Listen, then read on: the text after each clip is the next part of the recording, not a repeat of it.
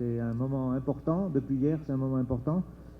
Suite au lancement de cet exercice, donc le PDNA, officiellement le 23 août, à la résidence du Premier ministre, mais aussi hier, avec le lancement officiel donc, du processus par le Premier ministre.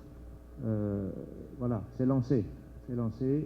Beaucoup d'entre vous sont familiers avec ces processus qui vont se poursuivre pendant 6 semaines. Et donc voilà. Cet atelier de 2 jours, ça a été, je pense, une très bonne opportunité d'abord pour les institutions de se rassembler, pour les gens de se connaître, pour les responsabilités d'être discutées, le calendrier ambitieux qui a été fixé par le gouvernement.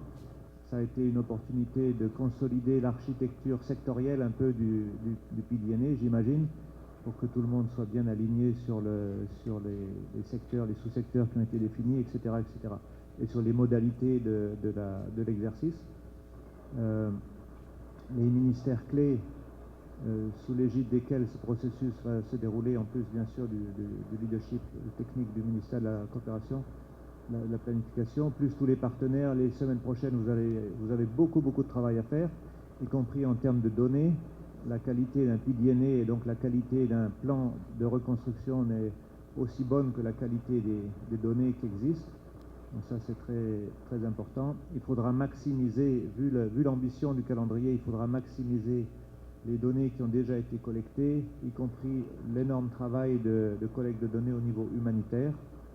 Ensuite, je voulais dire, un peu comme j'ai dit hier, que les caractéristiques de cet exercice, qui sont pour moi positives, on peut toujours voir le verre à moitié vide, moi je le vois aux 3/4 plein pour le moment, et encore une fois, en se basant sur des leçons précédentes en Haïti, il y a un très fort leadership national pour cette réponse, la réponse humanitaire et le début du relèvement.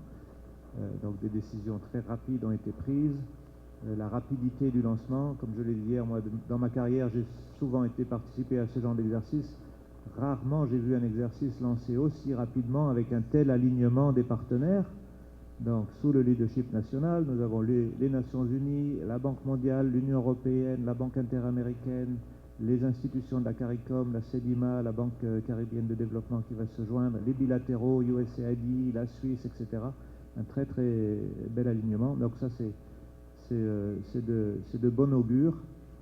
Et comme j'ai dit hier aussi, les leçons apprises, je répète un peu, l'appropriation d'un PDNA dépend vraiment du leadership national et de la participation des Haïtiens, des experts, de l'expertise, des connaissances haïtiennes. Les experts extérieurs sont là pour compléter là où il y a des besoins, et pas le contraire. Et donc 2010 a appris beaucoup de leçons avec ça. Laissez-moi d'abord commencer par vous remercier d'avoir répondu à cet atelier de lancement du processus d'élaboration du Post-Disaster Needs Assessment qui va servir de document de référence pour adresser la question de développement du Grand Sud suite au passage du séisme meurtrier du 14 août 2021 et laissant des sans-abri, des handicapés, des pleurs, des souvenirs douloureux. Certes, des efforts consentis tant par l'État haïtien que par des partenaires techniques et financiers en collaboration avec le gouvernement, par le secteur privé, par des braves citoyens, ont été littéralement détruits en quelques secondes. Ce qui, une fois de plus, met à nu notre vulnérabilité. Rester les bois croisés à nous lamenter serait contraire à la marque de notre ADN de lutteur. Il faut que nous continuions à décupler notre énergie, à matérialiser notre volonté collective sans faille pour redonner au Grand Sud son image d'antan. Il convient de développer des stratégies, de mobiliser des moyens conséquents pour adopter des solutions à la dimension du problème complexe auquel nous faisons face. Maintenant, nous sommes au début du processus qui entend mettre en exergue les secteurs clés et prioritaires en vue d'y apporter des solutions adéquates et efficaces. qui tiennent compte tant des préoccupations des communautés locales affectées que de l'État haïtien. Lesquelles préoccupations doivent s'inscrire dans une dynamique de développement durable. Dans ce contexte, la coopération multi-acteurs doit permettre de relever les défis socio-économiques qui nous attendent dans la péninsule sud et qui ont été aggravés par l'impact de la catastrophe. Continuons à la renforcer au-delà du PDNA pour une planification durable du développement des territoires victimes conjointement avec les populations et les autorités locales. C'est pour moi un plaisir immense d'apprécier les exposés de haute facture des intervenants ayant clairement exprimé les préoccupations majeures des secteurs et les besoins de première nécessité des communautés majoritairement en milieu rural. Vous êtes parmi ces acteurs cruciaux à recevoir toute ma gratitude et toute ma reconnaissance pour ces 2 journées de participation active.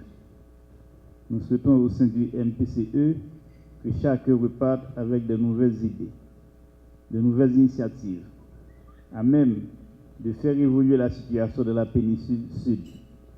Le travail commence à peine, le chemin à parcourir pour élaborer le PDNA, suivi du plan de reconstruction physique et économique, est relativement long. Pour autant, les délais sont courts, très courts. Je ne cesserai de clamer haut et fort l'approche hautement participative ayant été mise en avant pour accomplir l'œuvre. La participation des élus, des associations sur le terrain, des notables et autres personnalités est cruciale. Fort de cela, nous souhaitons que les différents ateliers qui seront organisés dans les 3 départements vont militer en faveur de l'appropriation de toutes les couches sociales dans toute leur entièreté.